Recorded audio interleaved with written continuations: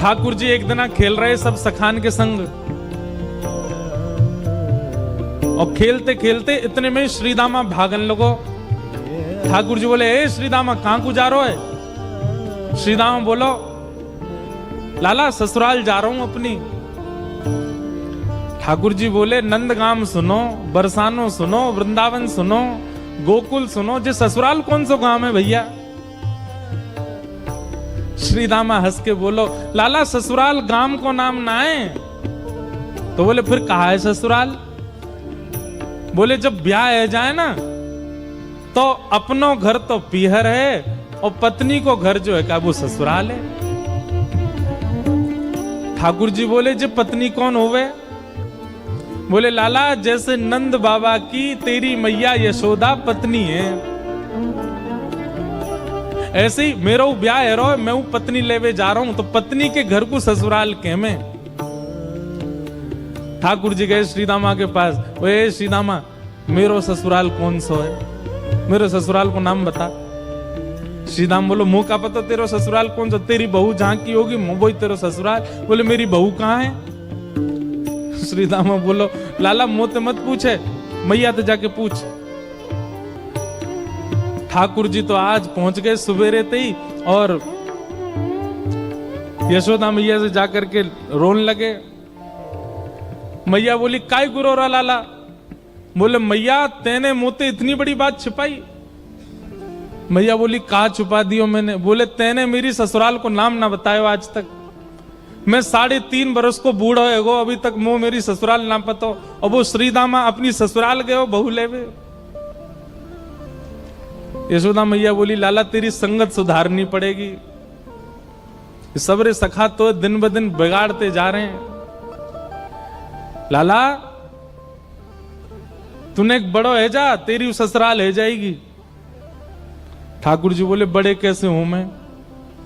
बोले, जब खुद दूध पीन लगेगो, खुद नहान लगेगो, खुद तैयार है जाएगो, घर के सब काम अन्य करने लगेगो, तू बड़ो है जाएगो, तेरो ब्याह करा दूंगी। महाराज वही दिना ठाकुर जी गए, अपने सबरे पुराने लत्ता कपड़ा लेकर के आए, धोने लगे उन्हें, अपने आप दूध पीने लगे, अपने आप भोजन करने लगे, अपने आप ही उठ पटांग श्रृंगार करने लगे। शाम को बोले, मैया मैं बड़ो है गो, अब ब्याह करा दे मेरो। मैया बोली, वाह दिन में ही बड़ो है गो तू। मैया तो बोले, मैया देख तू बात ने मत बदले, बार बार मोते कह तू ऐसो कर तो ब्याह कराऊंगी, बड़ो है जा तो ब्याह कराऊंगी। अब सब काम मैंने कर दिए, घर के सब काम काज करने लगो मैं, देख अपना श्रृंगार खुद करके आऊं, देख कैसो लग रहा हूं मैं। मैया बोली, ओठ वाली चीज आंखन में लगा के आयो, आंख वाली ओठन में लगा के आयो, यूं करो बड़ो है गो मैं।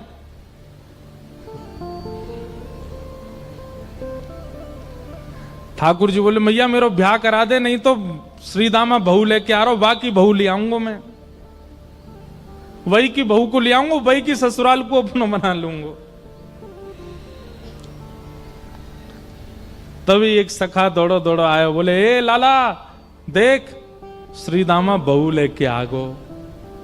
बहू को नाम सुनते ही ठाकुर जी तो मचल गए, लेके चल मुंह को जल्दी। मैया रोकने लगी, बोले, लाला ने सुधर के तो जा, कैसो बन के जा रहा है?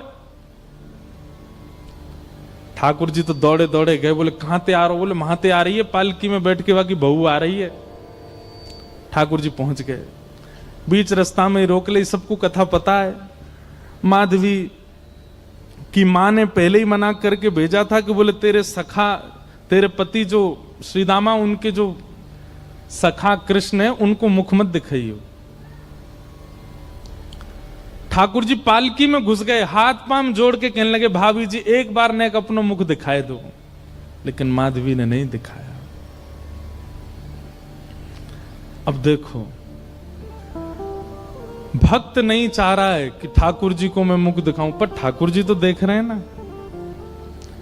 आप कितनों भी उनको देख लो, लेकिन आपके चित्त में भक्ति को संचार तभी होगी जब उनकी कटाक्ष आप पे पड़ेंगे। तो एक बात तो सिद्ध है कि यहां बैठे जितने भी हैं, एक बार भी यदि नाम के प्रति प्रेम आपके चित्त में बढ़ रहा है तो ठाकुर जी ने कभी तो देखे, भूल के ही सही देखे तो हैं हम, तभी हमारे चित्त में भाव उत्पन्न। ठाकुर जी कह रहे हैं देख ले, बड़े बड़े जोगी, बड़े बड़े तपस्वी, बड़े बड़े ध्यानी हमारे मुख को देखवे के काजे तड़पे, और हम तेरे सामने बैठे हैं, तू हमें मोहना दिखा रही अपनो। माधवी ने मुख नहीं दिखाया। ठाकुर जी बोले ठीक है, तड़पेगी मुख को देखवे के काजे। माधवी बोली मोए ना तड़पनो, मेरे पास मेरो खसम है, वही देख लूंगी, तुम्हें काहे को देखना। ठाकुर जी बोले वचन दे के जा रहा हूं, तड़पेगी। जैसे छोटे से बालक कभी कभी बड़ी बड़ी बात करते हैं तो बड़े लोग उसको मजाक में लेते हैं, ऐसी माधवी ने भी मजाक में लिया, देखा ही नहीं ठाकुर जी को। लेकिन ब्रज वृंदावन में तो और कोई काम ही नहीं। या दो हने बहनने मथनो पलेपो प्रेंखे खनार भरुदितो क्षणमार जनादो। श्री शुकाचार्य जी वर्णन करते हैं वृंदावन में कैसी स्थिति है। गोपियां दोहन करती हैं तो घर घर घर जो दही की मथनी की आवाज आती है ना, उसी में ही कीर्तन करने लग जाती हैं। कृष्ण ऐसे, कृष्ण के नेत्र ऐसे, कृष्ण की नासिका ऐसी, कृष्ण के कान ऐसे, कृष्ण को मोर पिछ ऐसा, कृष्ण की पीतांबरी ऐसी, कृष्ण की भुजा ऐसी, कृष्ण के चरण ऐसे। कोई गोपी अपने घर में चौका लगा रही है और चौका में पौंछा की जो छर्र छर्र आवाज आवे, वही छर्र छर्र ध्वनि में ही कीर्तन करने लग जाए, कृष्ण ऐसे, कृष्ण ऐसे। हसितम मधुरम चलितम मधुरम वमितम मधुरम मधुराधिपते अखिलम मधुरम। इन सबकी बातें सुनकर के मीराबाई, माधवी को ऐसा लगता है कि इन सब से तो मैं श्रेष्ठ हूं, कम से कम अपने पति की ही हूं, इन सब की तरह तो नहीं। पूरे दिन उस कृष्ण की प्रशंसा करती रहती हैं। सब गोपियां माधवी से कहती हैं अभी तक तेरे सामने आयो ना है और तेने अभी तक देखो ना है। अरे या प्रेम को काम भावना ते मत देखियो, 3.5 वर्ष को 4 वर्ष को है, लेकिन वाक्य प्रति एक अलग ही प्रेम प्रकट है जाए। माधवी सबको ज्ञान देती है, बोले चाहे 3 वर्ष को 4 वर्ष को है तो अन्य पुरुष, क्यों उसकी बातें करती हो, क्यों उसकी ओर देखती हो।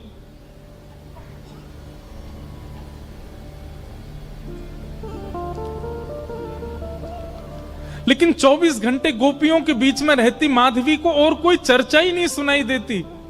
सब केवल कृष्ण की बात करती हैं, जल भरती हैं तो बैठती हैं तो भोजन बनाती हैं तो बतियाती हैं तो श्रृंगार करती हैं, तो हर समय कृष्ण कृष्ण कृष्ण कृष्ण। माधवी ने कुछ समय अकेले रहने का भी प्रण लिया, लेकिन अकेले रह नहीं सकती, जंगल है, कहां अकेली जावे, जाना पड़ता है उसको। अब यहां देखो, माधवी चाहती नहीं है ठाकुर जी के सन्मुख आना, वो चाहती नहीं चर्चा सुनना, लेकिन ठाकुर जी चाहते हैं ना। बस यही हमारी भक्ति का भाव है, ठाकुर जी बस चाह जाएं हमारे लिए। अभी वो चाहे नहीं है, अभी तो प्रयास हमारी ओर से चल रहा है। जिस दिन उनका प्रयास हो गया उस दिन हमारी भक्ति सार्थक हो जाएगी, और वो प्रयास हमारे लिए करें, उसी के लिए सब नियम है।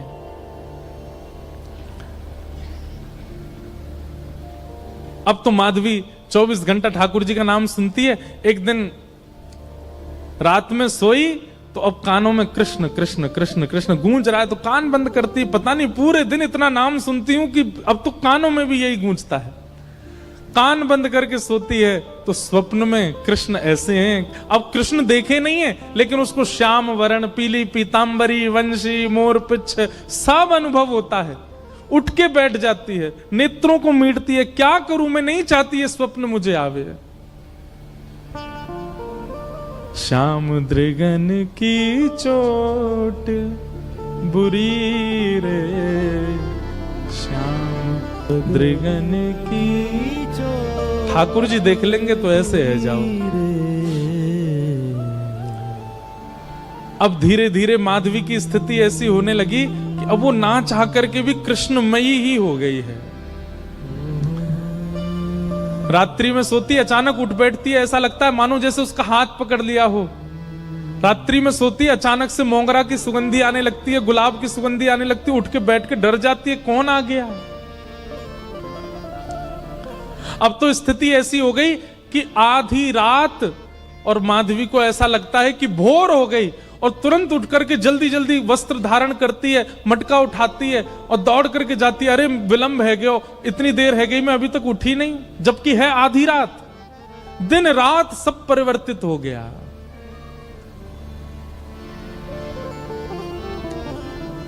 पहुंच गई यमुना तट, और यमुना तट जाकर के देखा एक भी गोपी नहीं है। तो माधवी को लगा कि मैं विलंब से आई हूं, सब शायद जल भर के चली गई हैं।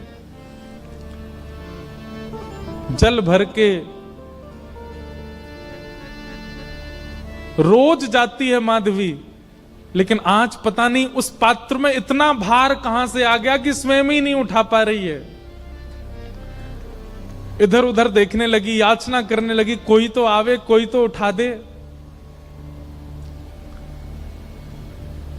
आधी रात उसके लगा है कि अभी भोर हो गई है, और तभी कोई नहीं है वहां। नंद नंदन श्याम सुंदर चलते हुए आ रहे हैं माधवी के पास। मैं एक बात कहता हूं बंधुओं, आप बच नहीं सकते ठाकुर। उनका नाम है कृष्ण, करशतीति कृष्ण। आप नेत्र बंद कर लोगे तो वो ऐसी ऐसी बात बोल जाएंगे कान में कि कान से उनके हो जाओगे। कान बंद कर लोगे, नेत्र बंद कर लोगे तो ऐसी सुगंधी आ जाएगी कि सुगंधी से उनके हो जाओगे। नाक, आंख, कान सब बंद कर लोगे तो आपके अधर पर एक ऐसा रस टपका देंगे कि उससे उनके हो जाओगे। मुख भी बंद कर लोगे तो केवल एक उंगली से आपका स्पर्श करके चले जाएंगे, स्पर्श से उनके हो जाओगे। कहां तक बचोगे?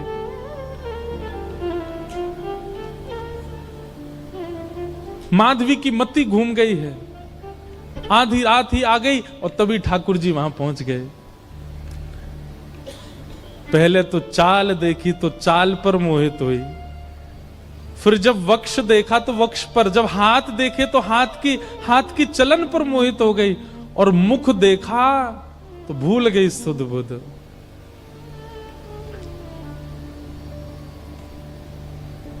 ठाकुर जी आए और आकर के मंद मुस्काए के बोले, हेरी गोपी उचाए ना पा रही, चल ले मैंने एक हाथ लगा दूं, उचाले याकू।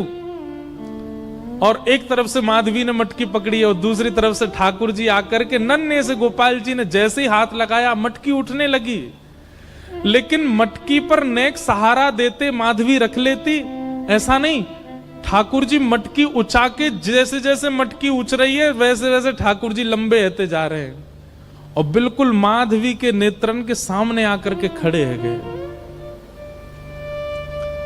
कटाक्ष नेत्रों के सामने कोई गोपी टिक नहीं पाती और माधवी को ठाकुर जी प्रत्यक्ष देख रहे हैं, सामने खड़े हैं के। और वो एक क्षण के लिए जो रूप माधुरी का दर्शन हुआ, वो दर्शन देकर के ठाकुर जी खिलखिल करते हुए भाग गए वहां से। अब माधवी चाहती है कि पीछे भागे, लेकिन पैर स्तब्ध हो गए। माधवी चाहती है कि चिल्लाए कि रुक जाओ, पर बोल नहीं पा रही है। माधवी चाहती है कि इधर गए मैं नेत्र घुमा करके देख लूं, पर नेत्र घूम नहीं पा रहे। पूरा शरीर मानो जैसे एक स्थूल स्तब्ध एक मूर्तिमंत की तरह खड़ा हो गया है। केवल नेत्रों से अश्रु गिर रहे हैं, कुछ नहीं कर पा रही, बेसुध है माधवी।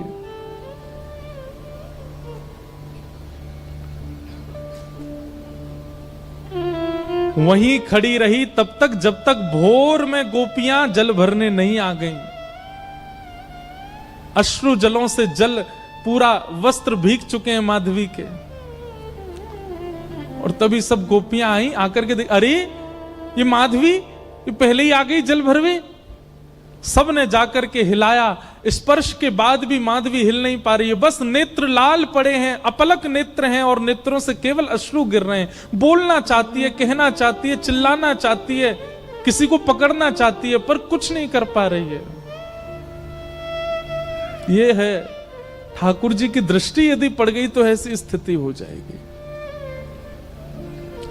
तभी गोपी गई और यमुना जल लेकर के जैसे ही माधवी के मुख पे छिड़को, माधवी तुरंत सचल जैसी हो गई और धड़ाम से मूर्छित होकर गिरी। गोपियां सब उसके चरण मसलने लगी, हाथ पकड़ने लगी, सिर सहलाने लगी। और जैसे ही होश में आई, होश में आती बस रो रही है और पूछ रही है वो कहां है, मोहिनी मूरत सांवली सूरत। वो कहाँ है? श्याम दृगन की चोट बुरी रे, श्याम दृगन की चोट बुरी है, श्याम दृगन